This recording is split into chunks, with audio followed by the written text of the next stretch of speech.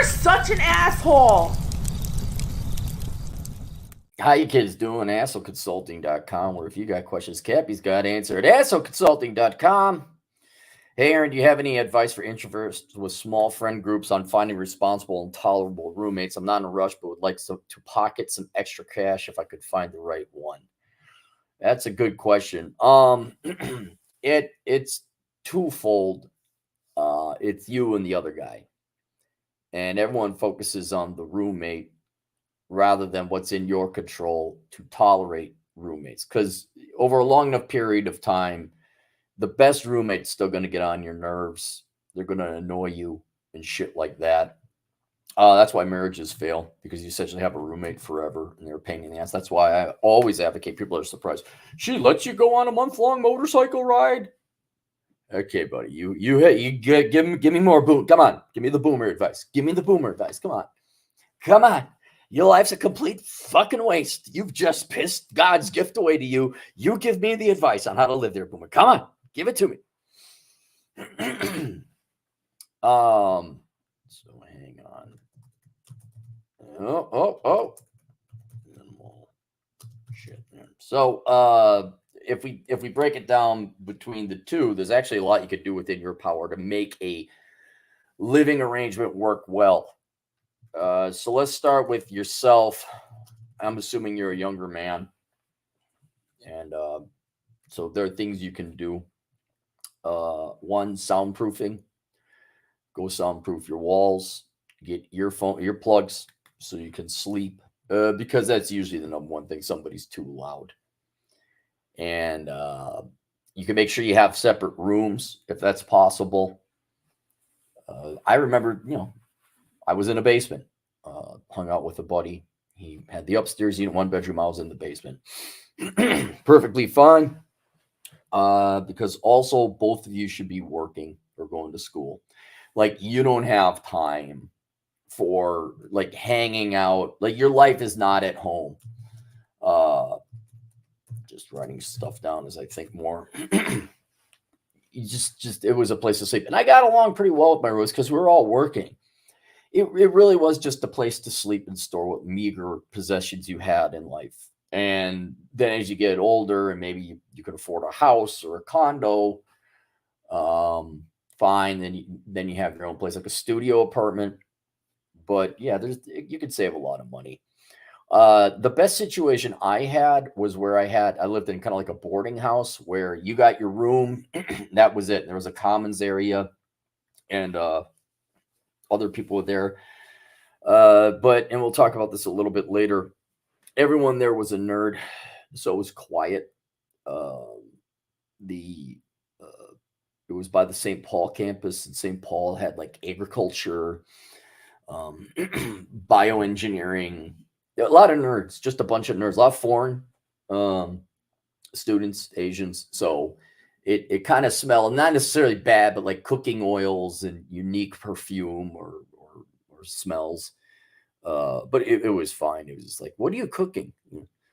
But that was, yeah, a lot of nerds, a lot of people busy, and you should be busy yourself. So you're not sitting there at home suffering living with each other. I mean, really, if you approach it from a barracks perspective, like, this is really just where I sleep, shower, and then leave and store again my meager belongings.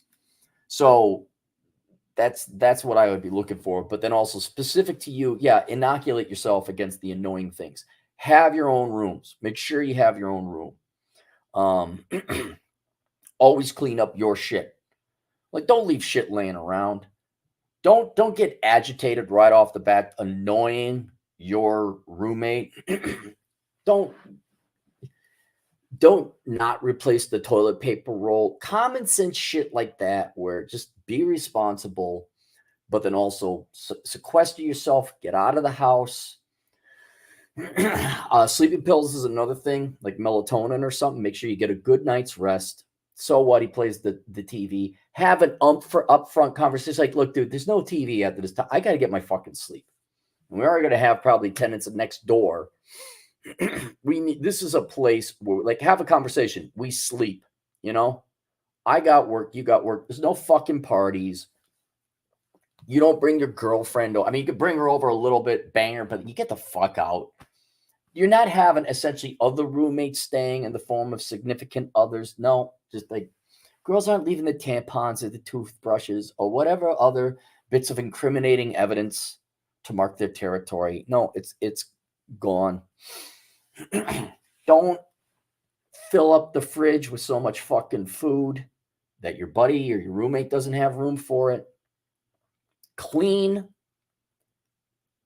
Just clean it like, hey, we're doing chores, man. We're cleaning this place. We're not in. That should be about it. That should really be, don't blast your music. Get headphones. Like, I get these headphones here, duct taped as they are. Yeah, I am that cheap. Why would I drop another $20 on headphones when I just put a little duct tape on it? It works fine. Like, I don't understand. Don't have music video. You should have headphones. Both of you, headphones. So you don't have to listen to, like, what are you, some piece of trash zillennial that has to have their phone blasting while you're on a hike? Hey, everybody, listen to my shit. I'm on speakerphone. I'm the big whip dick in America. Oh, goobity goobity gobbity goo. Headphones.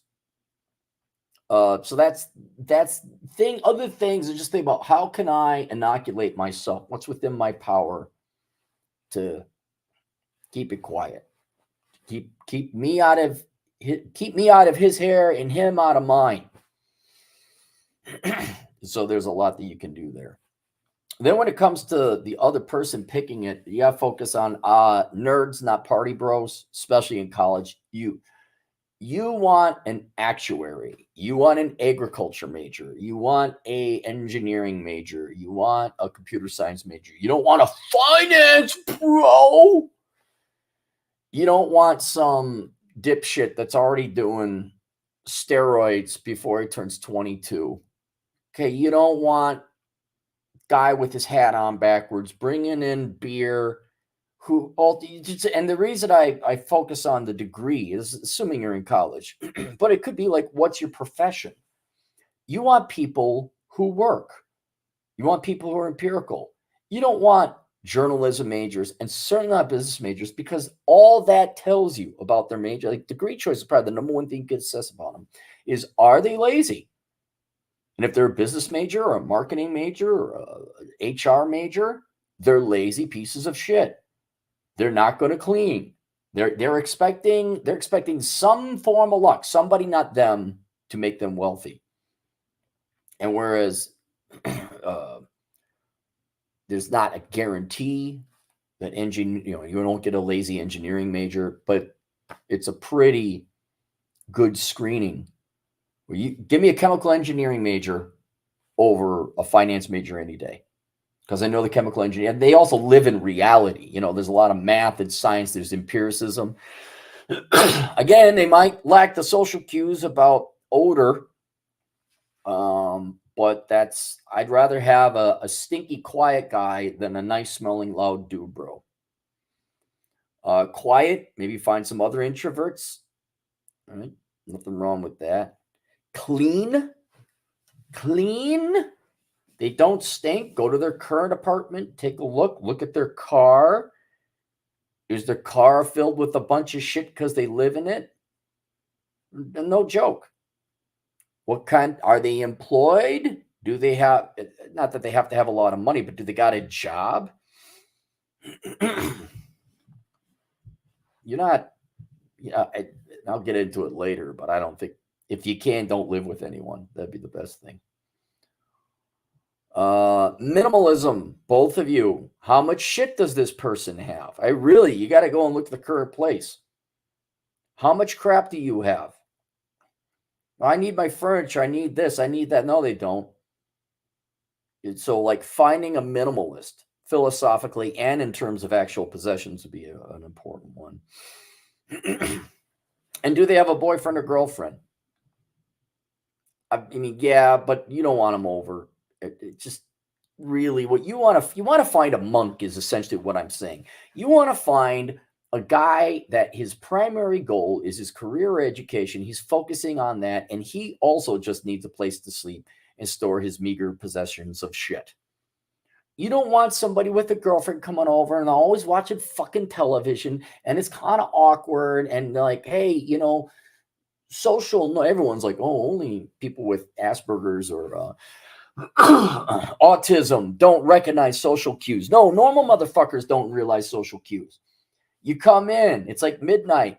There's the guy with his girlfriend with the TV blasted up. Like, what the fuck is this shit?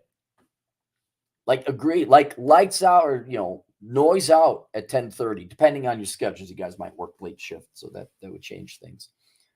But no, there's not another girl just hanging out. Get the fuck out of here. This is a place of work. This is a place of discipline and monk and hustling. This is an apartment of hustle. Get the fuck out of here. And similarly, like, oh yeah, I'm gonna have a party. No, there's no parties. But it really, again, conversation up front. Look, we're here to sleep, work, and get the fuck out and save up money so that down the road we can buy a house. We don't have to tolerate each other. This is a temporary agreement, a temporary alliance to help you and me save a lot of money and get as much good sleep as possible so that we never have to live here again. I'm not saying don't have fun. I'm not saying if you don't have a girlfriend, don't bring her, but be respectful of your roommate. And like, yeah, now get the fuck out of here. Or go over to her house and have sex. But she lives with her parents. Go over to her house and have sex. I don't care. Wait for dad to leave. Dad's not around in 90% of the cases anyway. So yeah, that's what I would. You look for a monk. Look for another introvert, especially with your career and education ambitions, which is what I'm assuming every young person is at. You're under 30, you're hustling. You're trying to get the home ownership. Yeah, so there's that. Generally though,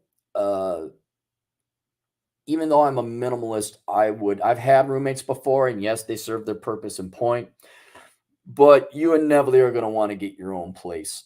I think one of the few things we're spending the money on is getting your own place. Now, I know rent is expensive nowadays. I get that, more so than inflation, but y'all kind of like the free money. The Democrats said the free money, and the Republicans too. Trumpy, give me my stimmy check. Yeah, why is everything so expensive? American college graduates, I give you everyone. God, you college students are stupid as fuck. See if you can get a studio apartment. I'll go one of two extreme ways. You find a boarding house like at a real nerdy part of town. Like I'm not joking. Sometimes if you find like a nerd fraternity, see if they got an extra room and see if they take on board. Just get a little room. Do month to month. I'd always do month to month until you find a place you really like. Just get your room, soundproof it so you get some good sleep. Sleeping pills, earplugs, and headphones. Honestly, I would do that. That's what I would do. And then you could kind of handle non-perfect situations. But once you get the money, and I would just go get yourself a studio apartment. You still technically have roommates in the sense you're in an apartment, but you have your own toilet in your own room. That's what I would do. Just your own place. And the reason why is you think you're going to spend more money, but you're actually not, because you can work more, you can study more, you're going to save so much time, and that frees up a lot of other time for you to then go and do other productive things that you have to do. It could range from anything from looking for a house, getting a good deal, shopping for a car, all this other boring maintenance shit in the background that is not making more money. I mean, you could work extra hours. That's true. But even something as simple as, okay, you got your own place, so now you're getting better sleep, so your health is better, so you're not going to go to the doctor and incur medical expenses. They say you trip over a dollar to pick up a dime, kind of thing. And that's where I think some of the money is wisely spent, is getting your own place. And let's also talk about it now. Right now, sounds like you're living on your own. Have you factored in moving costs and searching costs? And how much money are you really going to save? Is it $100 a month, $200 a month? How much are you going to save? And do the ROI, okay. What are you going to have to give up for that extra $150, $200 a month? That's what I would look at. But I honestly, unless there's a lot, like we're talking $1,000 worth of savings, maybe $500 worth of savings, depending on where you live, I think it's just worth the extra money to live on your own. You don't have to worry about it. All right, any super chats? We got 2 super. Alex Patino, truck driver Latino agent in the field. Cappy should watch the video called "Juices on My Dishes." Bad roommate leaves her sex toy dryer next to her roommate. That's the shit I'm talking. I guarantee you they're not engineering majors. Okay, I guarantee you. I even, like, where are they from? Are they from the suburbs? Fuck that shit. No, they used to have a mommy and daddy taking care of them. Are they from a second or third world country where they have to work and they don't have a lot of shit to begin with anyway? Okay, consider that. Alex Patino, $5 again from previous super chat. That was an example of a bad roommate. It changed the L for a T on the word coolie. Cooties? Like they got bed bugs or something? Oh, all right. There you go. That's it. I have spoken. Link below, assholeconsulting.com. I'll see you guys later, tools.